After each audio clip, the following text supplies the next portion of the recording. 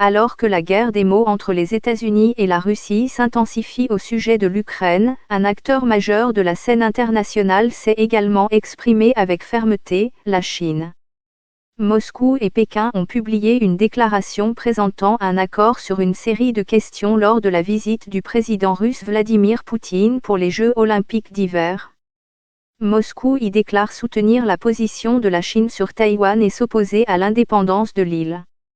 Cet accord intervient dans un contexte de tension autour de l'Ukraine. La Russie dément avoir l'intention de l'envahir. Toutefois, la déclaration russo-chinoise ne fait pas référence à l'Ukraine, sujet de l'escalade des tensions entre la Russie et l'Occident. M. Poutine et le président chinois Xi Jinping ont eu des entretiens avant la cérémonie d'ouverture des Jeux d'hiver. Le Kremlin a déclaré que les discussions entre les dirigeants étaient très chaleureuses et constructives. M. Poutine est le premier dirigeant d'une puissance mondiale à rencontrer M. Xi en personne au cours des 2 dernières années. Le dirigeant chinois a refusé de voyager à l'étranger et a rencontré peu d'étrangers depuis le début de la pandémie. Dans leur longue déclaration commune, les 2 pays accusent l'OTAN d'épouser l'idéologie de la guerre froide et se disent également préoccupés par le pacte de sécurité au coup conclu entre les États-Unis, le Royaume-Uni et l'Australie. Ces derniers jours, Pékin a appelé au calme des 2 côtés et à la fin de la mentalité de la guerre froide, tout en indiquant clairement qu'elle soutient les préoccupations de Moscou. Il semble évident que la Chine se range du côté de son allié de longue date et ancien camarade communiste, la Russie. Mais la raison et la manière dont elle agit vont au-delà de leur histoire. La semaine dernière, le ministre chinois des Affaires étrangères, Wang Yi, a qualifié les préoccupations de la Russie en matière de sécurité de légitimes, déclarant qu'elles devaient être prises au sérieux et traitées. Lundi, l'ambassadeur chinois auprès des Nations Unies, Wang Jin, est allé plus loin en déclarant carrément que la Chine n'était pas d'accord avec les affirmations américaines selon lesquelles la Russie menaçait la paix internationale. Il a également critiqué les États-Unis pour avoir convoqué une réunion du Conseil de sécurité de l'ONU, qu'il a comparée à une diplomatie du mégaphone qui n'était pas propice aux négociations. Dans son langage diplomatique, la ligne officielle de la Chine sur la crise est prudente et nuancée, et ne soutient pas vraiment le recours à la force militaire par la Russie contre son ancien voisin soviétique. Mais certains médias d'État couvrant la crise se sont montrés plus directs. À une époque où le sentiment anti-occidental est en plein essor en Chine, la crise ukrainienne est décrite comme un nouvel exemple des échecs de l'Occident. Selon eux, c'est l'OTAN dirigée par les États-Unis qui agit comme une brute en refusant de respecter le droit souverain d'autres pays, comme la Russie et la Chine, de défendre leur territoire. Le journal Global Times affirme que c'est la relation et le lien toujours plus étroit entre la Chine et la Russie qui constitue la dernière défense qui protège l'ordre mondial, tandis qu'un rapport de l'agence de presse nationale ANUA affirme que les États-Unis tentent de détourner l'attention nationale et de raviver leur influence sur l'Europe. La Chine et la Russie sont aujourd'hui proches, peut-être plus proches que jamais depuis l'époque de Staline et Mao, estiment certains experts.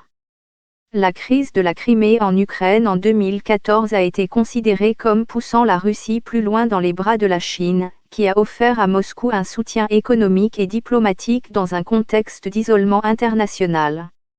Depuis lors, la relation s'est encore épanouie.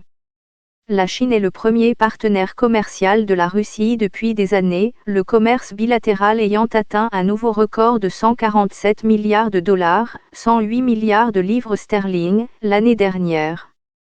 Les 2 pays ont également signé une feuille de route pour des liens militaires plus étroits l'année dernière, tout en intensifiant les exercices militaires conjoints. Cependant, les 2 pays entretiennent actuellement des relations particulièrement tendues avec l'Occident. Pékin et Moscou ont un intérêt commun à se défendre contre les États-Unis et l'Europe et à jouer un rôle plus important dans la politique internationale, explique Chris Miller, professeur adjoint d'histoire internationale à l'université TÜV. En cas d'escalade du conflit entraînant des sanctions occidentales à l'encontre de la Russie, les experts estiment que la Chine est susceptible de venir en aide à l'économie russe comme elle l'a déjà fait par le passé.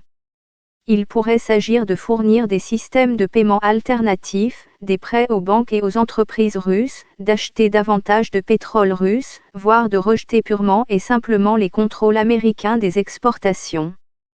Tout cela aurait cependant un coût financier important pour la Chine, une des raisons pour lesquelles les experts pensent que, pour l'instant, Pékin ne va pas plus loin que l'écho de la ligne de Moscou. Le soutien rhétorique à la Russie est un geste peu coûteux pour Pékin, déclare le Dr Miller. Un conflit militaire en Ukraine aurait pour conséquence de distraire les États-Unis, ce qui serait sans aucun doute une aubaine pour la Chine. Mais de nombreux observateurs croient Pékin lorsqu'il affirme ne pas vouloir de guerre. Pékin est également susceptible de couvrir ses paris dans la crise, car il se méfie des véritables intentions de Moscou, déclare le politologue Maxime Pei dans un récent essai. En outre, un soutien accru à la Russie pourrait contrarier l'UE, deuxième partenaire commercial de la Chine, ce qui pourrait déclencher un retour de bâton européen.